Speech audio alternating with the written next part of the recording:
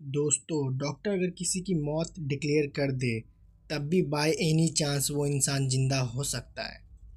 आप में से ज़्यादातर लोगों का जवाब नहीं होगा और आप में से कुछ लोग ऐसे भी होंगे जो ये चमत्कार होते हुए खुद देखे भी होंगे। और मेरी आप बीती भी कुछ ऐसी ही है। बस फ़र्क सिर्फ इतना ही है कि वो मर के ज़िंदा होने वाला इंसान मैं ही हूँ। आज से 7 साल करीब पहले मेरा एक भयानक रोड एक्सीडेंट हुआ था, जिससे मेरी बाइक एक 12 पहिए वाली ट्रक से भिड़ गई थी।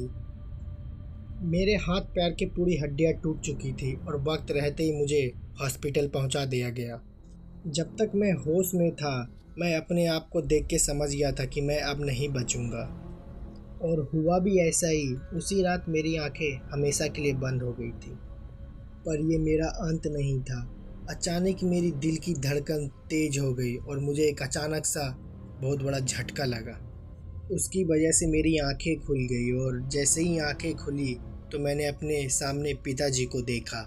पिताजी थे, दोनों हाथ जोड़े अपने सर ठिकाए हुए मेरे सामने पड़े हुए थे। फिर मैंने अपने आसपास नज़र फिरा के देखा तो कुछ लोग इर्द गिर्द बैठे हुए थे, जो कि बहुत ही अजीब दिख रहे थे। फिर मैंने एक नज़र अपने पे डाली तो मैंने देखा मेरा पूरा बदन लाल कीचड़ से पूरा सना हुआ है। इतने में ही मैं कुछ समझ पाता, जो मेरे इर्द गिर्द आदमी बैठे हुए थे अचानक ही मेरे आँख पे काली पट्टी बांध दी। फिर मुझे एक कपड़े में लपेटने लगे और मुझे कुछ महसूस होना भी बंद हो गया था, पर मेरी आंखें खुली हुई थी। अब ना तो मुझे कुछ बाहर का सुनाई दे रहा था और ना ही वो मेरे बदन पे लपटा हुआ कपड़ा भी महसूस हो रहा था। इस दौरान मैंने अपने पिताजी, जिसे मैंने अपने सामने खड़ा हुआ देखा था, इर्द गिर्द मैंने देखा कहीं दिखाई नहीं दे रहे थे। फिर मैंने आवाज़ भी लगाई, तब भी कोई रिस्पॉन्स नहीं आ रहा था। फिर मैं पूरा शांत हो गया। फिर अचानक ही मुझे संग की धुनी सुनाई देने लगी। धुनी के फौरन बाद ही आवाज़ भी आने लगी लोगों की। मेरे पे वो लिपटा हुआ कपड़ा और आंखों की पट्टी हटाई गई। फिर जो मैंने देखा अपने परिवार और घर वाले के साथ था। ये देखकर मुझे काफ़ी खुशी हुई, पर ना जाने क्यों मेरे परिवार मेरे करीबी नहीं आ रहे थे। फिर मैंने जब उनसे सवाल करते हुए पूछा, क्या हुआ, तुम लोग मेरे से दूर क्यों भाग रहे हो? फिर मेरे घर वाले ने इसका कुछ जवाब नहीं दिया, बस इशारे से बताया बाथरूम जाने के लिए, क्योंकि वो चिपचिपी लाल मिट्टी अभी भी मेरे पूरे शरीर पे लगा हुआ था। तो मैंने सोचा शायद इसीलिए मेरे घर वाले मेरे करीब आने से कतरा रहे हैं। लिहाजन तुरंत ही फिर मैं नहाने चला गया। फिर जब मैं नहा धो के आया, मेरे घर वाले मुझसे बात तो कर रहे थे, पर कुछ भी खुल के बोल नहीं रहे थे मुझे। मैं इतना तो समझ गया था कुछ ज़रूर बात है, पर क्या, ये तो मुझे जानना बहुत ही ज़रूरी था। फिर मैंने अपने पिताजी से पूछा, जोर देते हुए कि आखिर बात क्या है। तो पिताजी ने अपनी चुप्पी तोड़ते हुए बताई कि बस बेटा इतना जान लो, ये तुम्हारी दूसरी ज़िंदगी है। तुम्हारी मौत 1 साल पहले ही हो चुकी है और तुम्हें मौत की दुनिया से मुझे वापस लाने में 1 साल लग गया। पिताजी के ये कहने से कि मेरी मौत 1 साल पहले हो गई, मुझे कुछ ठीक से समझ में नहीं आया। फिर पिताजी ने मुझे मेरा डेथ सर्टिफिकेट दिखाया तो ये देख के मैं पूरा दंग रह गया। अपना डेथ सर्टिफिकेट देखने के बाद मेरे गले से बात ही नहीं उतर रही थी कि मेरी मौत पहले ही हो चुकी है। मैं अभी और पिताजी से सवाल करता, तभी पिताजी ने मुझे बोला कि कैसे हुआ नहीं हुआ, इस सब से बेटा तुम जितना दूर रहोगे उतना ही हमारे लिए और हमारी फैमिली के लिए अच्छा होगा। ये बोलकर पिताजी वहाँ से चले गए।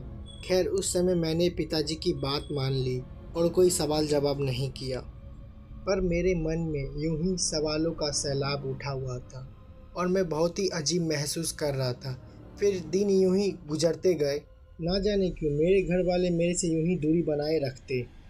रात होते ही सब अपने अपने कमरे में चले जाते और अंदर से दरवाज़ा बंद कर लेते। उसके बाद वो लोग एक ही बार अगली सुबह ही वापस आते। फिर मुझे बहुत अजीब महसूस होता। मुझे कभी कभी लगता कि मैं हूँ ही नहीं। कभी कभी अपना शक्ल शीशा में देख के सोच में पड़ जाता ये कौन है।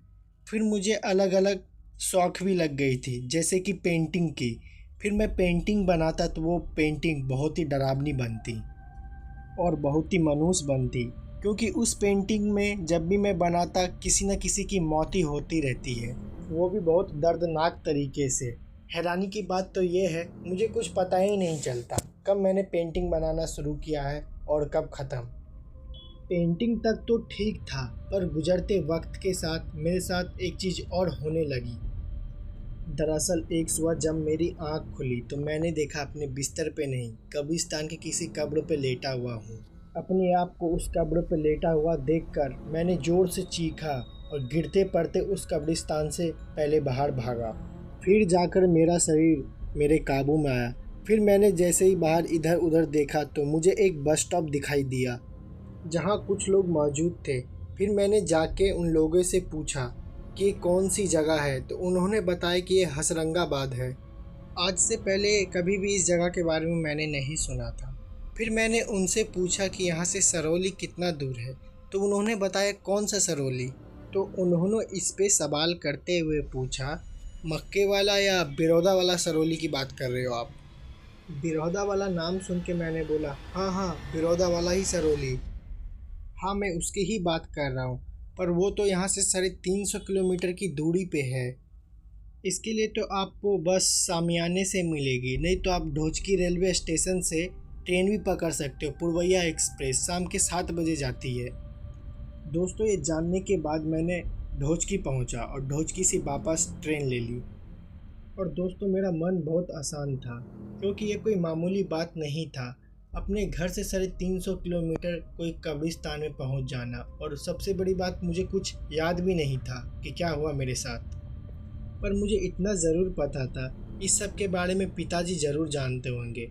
फिर जैसे ही मैं अपने घर गया, पर देखा सूरज ढल चुका था और रात हो गई थी।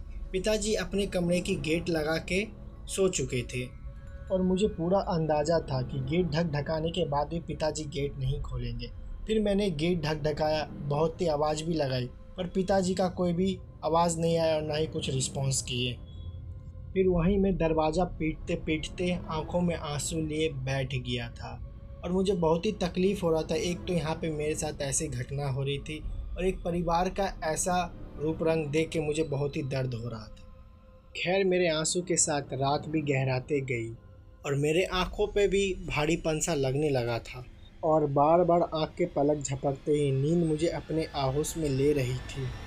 और मुझे इस बात का ज़्यादा डर था, कहीं मैं सो गया तो कहीं फिर से मैं उस कब्रिस्तान में ना पहुंच जाऊं। इसलिए डर की वजह से मैं अपनी पथरीली हुई आंखों से पूरी रात गुजार दिया। फिर सुबह होते ही पिताजी ने गेट खोला और मुझे देख के रो पड़े और बोले, ये सब जो हो रहा है बेटा मेरे वजह से ही हो रहा है। काश उस टाइम मैंने उस आदमी की बात नहीं मानी होती। तुझे जिंदा करने के बजाय जिम्मेदार पिता के वजह से अंतिम संस्कार करके तुझे विदा कर दिया होता। बेटा, तू इस धरती पे जो है, ये धरती है ही नहीं तेरी। ये सब पिताजी की बात सुनकर मुझे कोई भी हैरानी नहीं हुई, क्योंकि मेरे साथ जो हो रहा था इंसानों की सोच से कोसों दूर था।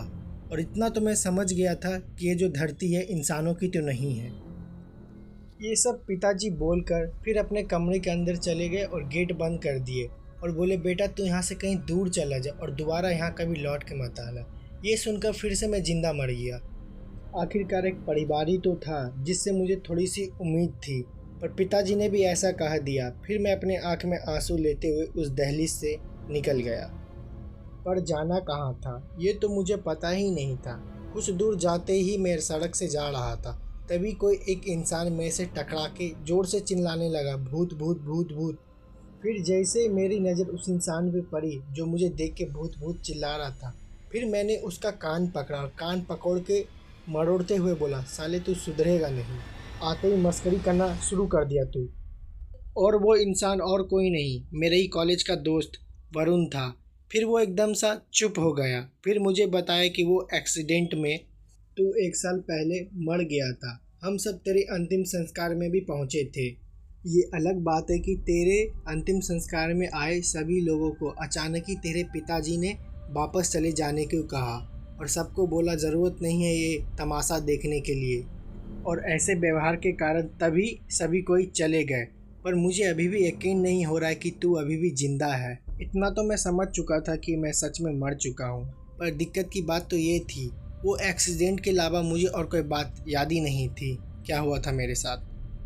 फिर मैंने सारी बात वरुण को बताई। वरुण को भी सुन के होश उड़ गए, पर वरुण को पूरा विश्वास था जो मेरे साथ हुआ था। हकीकत में तो कोई मरता हुआ आदमी भी कभी भी विश्वास नहीं करेगा, क्योंकि वरुण ने मुझे जिंदा भी देखा था और मरते हुए भी देखा था। खैर, ये सब सुनने के बाद वरुण ने अपने मुझे साथ में चलने को कहा। फिर मेरे मन में ये भी आ रहा था मैं कहाँ जाऊँ नहीं जाऊँ। फिर हालांकि मैं वरुण के साथ चलने लगा। हम उसके घर जा रहे थे। चलते चलते वरुण को अचानक एक रास्ते पे एक भुड़के वाली औरत दिखाई दी। फिर वरुण ने उसको देख के अचानक से बोला, हाँ हाँ मुझे याद आया, तेरे अंतिम संस्कार पे जब मैं पहुंचा था तेरे घर, तो तेरे पिताजी को एक भुड़के वाली से अकेले साइड में बात करते हुए सुना था। और वो भुड़का काला नहीं था, नीले रंग का था वो भुड़का। वरुण की ये बात सुन के मैं सोच में पड़ गया कि ये भुड़के वाली कौन थी और पिताजी उससे अकेले में क्या बात कर रहे थे हाथ जोड़ के। बढ़ते सवालों के साथ मैं वरुण के घर पहुंचा और उसके घर पे जाके खाना खाने लगा। खाना पीना करके मैं वहीं साइड में बैठ गया और वरुण को भी कोई काम से बाहर जाना पड़ा। और आस्ते आस्ते मेरी आंख फिर से भारी होने लगी। मैं सोना तो नहीं चाहता था, पर नींद पे मेरा काबू नहीं रहा और मेरी आंख लग गई। और जैसे ही आंख खुली, जिस बात का मुझे डर था वही हुआ और मेरी आंखें फटी की फटी रह गई। मैं वही कब्रिस्तान में जाके लेटा हुआ था, पर इस बार मैं उस कब्र पे सोया हुआ नहीं था। इस बार उस कब्र को मैं खोद रहा था और ये देख के मैं काफ़ी डर गया और ज़ोर से चीखा और पीछे भागा तो मैं उसी भुड़के वाली को देखा, नीले भुड़के में जो थी। वो मुझे देख के बोली, मर जाओ। इतना में ही मैं कुछ समझ पाता, तभी मैं कब्र पे गिर गया। फिर जो हुआ दोस्तों मेरे साथ उस रात, आपके रोंगटे खड़े हो जाएंगे सुन के। अगर आप ये जानना चाहते तो बने रहे हमारे चैनल पे और लाइक करें, सब्सक्राइब करें, बेल आइकन प्रेस ज़रूर करें। मिलते हैं फिर से एक ऐसे ही न्यू वीडियो के साथ।